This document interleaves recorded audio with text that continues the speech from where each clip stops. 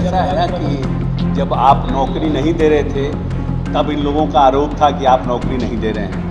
सरकार के पास भी हमने कहा है कि हम रोजगार क्रिएट करें। रोजगार क्रिएट करने के लिए उद्योग लगाने का काम, इथेनॉल फैक्ट्री लगाने का काम, कैसे हम और यंगस्टर्स जो हमारा बड़ी आबादी जो युवाओं की है, उस आबादी को हम कैसे उनके लाइवलीहुड को हम ठीक करें, उस पर हमारा काम हो रहा है। तो हम नौकरी भी दे रहे हैं, रोजगार भी क्रिएट कर रहे हैं। विजय सिन्हा जी से हम नहीं एक्सपेक्ट करें कि विजय सिन्हा जी हमारी बड़ाई करेंगे, बहुत नौकरी मिल रहा है, सरकार बहुत अच्छा काम कर रहा है।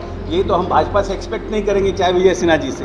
इसलिए उनका अपना भूमिका जो है अपने भूमिका का निर्वहन कर रहे हैं। हम सरकार में हैं, जनता को हमने चुनाव के समय कमिट किया था, हम अपनी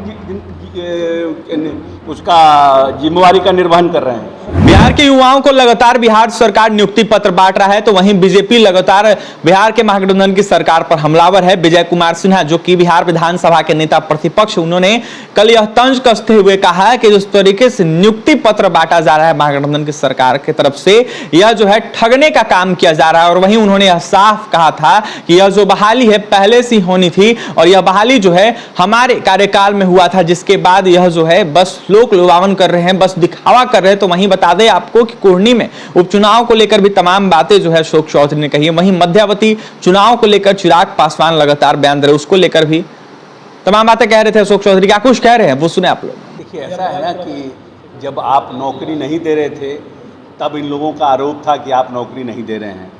सरकार के पास भी हमने कहा है कि हम रोजगार क्रिएट करें।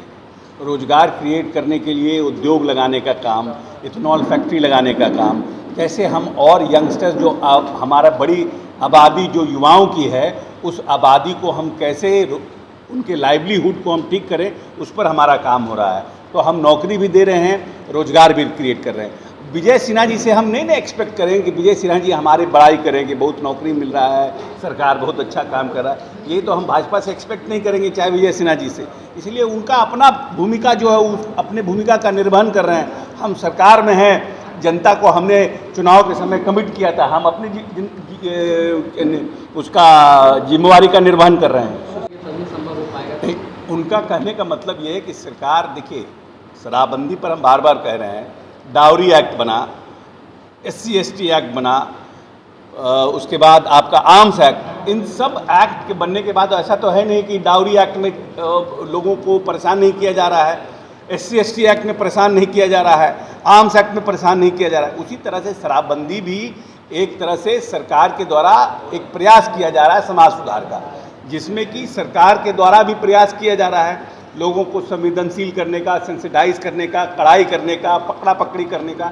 उसके साथ साथ समाज के लोगों को भी अपनी भूमिका का निर्वहन करना, ये उनका कहना था। ये तो सही बात है। आज फिर से चिराग पासवान ने कह दिया है कि मध्यावधि चुनाव वो कर रहे हैं, चाहे जो हो जाए।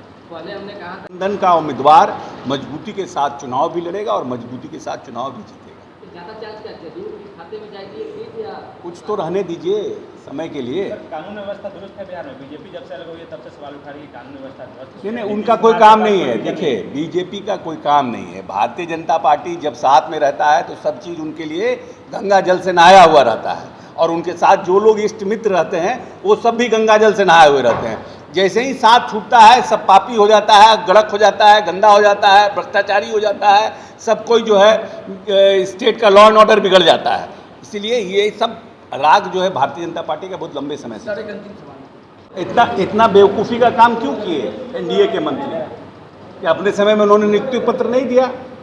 उनको भी तो अपने समय में नियुक्ति पत्र देना चाहिए था ना। जो भी मंत्री थे जो कह रहे हैं, आजकल हम देख रहे हैं बहुत लोगों का बयान आया है कि ये हमारे समय का किया हुआ है। तो नेचुरली सब चीज़ एक प्रोसेस से होता है।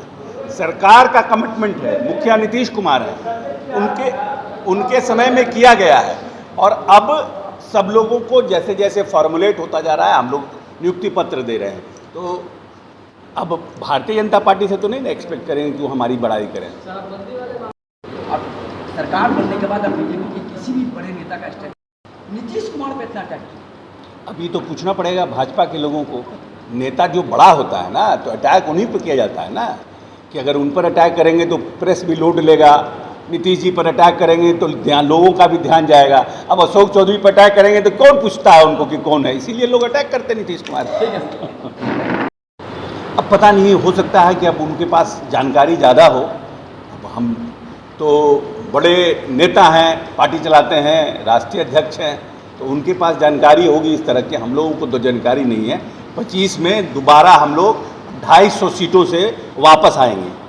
उन्होंने विधानसभा को लेकर कब तक तो आपने सुना बिहार सरकार के भवन निर्माण मंत्री हैं अशोक चौधरी। जिस तरीके से कुर्नी में उपचुनाव होना है उसको लेकर उनका साफ कहना है कि महागठबंधन की जो बैठक होगी उसके बाद क्लियर हो जाएगा। वहीं उनका साफ कहना था कि चिराग पासवान को ज्यादा अनुभव है, इसीलिए वो कह रहे हैं कि बिहार में मध्यावधि चुनाव होगा। तो बता दें आपको कि लगातार नौकरी विवाद को लेकर, नियुक्ति पत्र विवाद को लेकर जो है अशोक चौधरी ने बीजेपी पर खूब तंज कसा है। वहीं उन्होंने बेवकूफ बताया है मंत्रियों को। वहीं उन्होंने यह साफ कहा है कि जो मंत्री थे वो क्या बेवकूफ थे, जो कार्यकाल में थे जब तब नौकरी क्यों नहीं बांटे। वहीं अशोक चौधरी ने यह साफ कह दिया है कि बिहार में जो है वर्तमान में महागठबंधन की सरकार है और लगातार कार्य हो रहा है और नियुक्ति पत्र जो है बांटा जा रहा है हमारे कार्यकाल में। वहीं उपचुनाव को लेकर भी तमाम बातें क्लियर कर दी उन्होंने। उनका क्या कुछ कहना था आपने सुना है। और भी तमाम खबरों के लिए NBC 24 के साथ बने रहे। बहुत बहुत धन्यवाद।